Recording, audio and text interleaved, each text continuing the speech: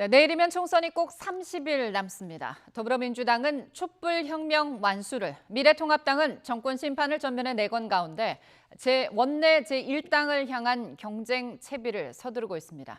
특히 바뀐 선거법 때문에 비례대표 정당 투표가 승부처가 될 것으로 보입니다. 취재 기자 연결합니다. 조은지 기자. 네, 국회입니다. 네, 민주당이 지난주 전 당원 투표로 비례연합정당 참여를 확정했습니다. 참여 확정 이후 진행 상황 어떻게 전개되고 있습니까? 네, 민주당은 비례연합정당 참여 전 애초에 정해져 있던 일정대로 어제 비례대표 순번을 확정했습니다. 당 중앙위원회 투표를 거쳐 영입인재 1호인 여성 척수장애인 최혜영 교수가 비례 1번을 받았습니다.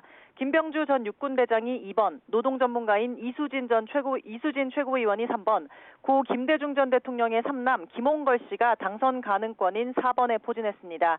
또 교통사고로 아들을 잃은 이소연 씨가 11번, 공적 마스크 유통의 70%를 맡아 특혜 논란이 일었던 지오영의 고문 출신 박명숙 대한약사회 정책기획단장이 13번을 받았습니다.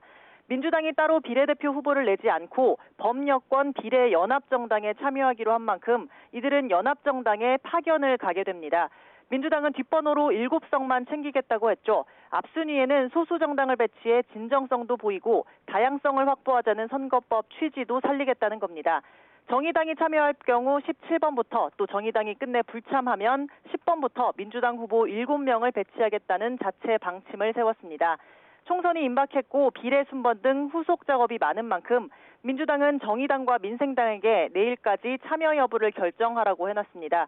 오늘 민생당은 최고위원회, 또 정의당은 전국위원회를 나란히 열어 관련 안건을 다루는 만큼 늦어도 이번 주 초에는 연합정당 참여 윤곽이 정해질 걸로 보입니다. 원내정당이 끝내 참여하지 않는다면 민주당 현역이 비례연합정당으로 당적을 옮겨 정당 투표 위쪽 순번을 받는 이른바 의원 꿔주기를 해야 할 텐데요. 위장정당 또 범죄 행위로까지 비판했던 미래한국당과 차별화가 어려운 데다 미래한국당 6명보다 더 많이 옮겨야 하는 등 첩첩산중입니다. 민주당 윤호중 사무총장은 오후 2시 기자간담회에서 비례연합정당 진행 상황과 향후 계획 등을 밝힐 예정입니다. 네, 갈 길 바쁜 민주당과 달리 미래통합당은 일찌감치 미래한국당을 만들어서 비례대표 고민은 상대적으로 좀 적어 보입니다. 네, 미래통합당이 만든 미래한국당은 시간표대로 가고 있습니다. 지금도 국회의원회관에서 후보들 면접이 한창입니다. 윤봉길 의사의 장손녀 윤주경 전 독립기념관장이 1번으로 거론되는 가운데 박근혜 전 대통령의 최측근 유영하 변호사와 박현정 전 서울시장 대표 또 이용 봅슬레이 대표팀 감독 등이 도전했습니다. 오늘까지 면접을 마치고 내일 공천관리위원회가 비례 순번을 정한 뒤 선거인단에게 찬반을 물어 라인업을 확정할 계획입니다. 최대 25석까지 노렸던 한국당은 비례연합정당이 생기면서 18석 정도 얻을 걸로 예상하고 있습니다.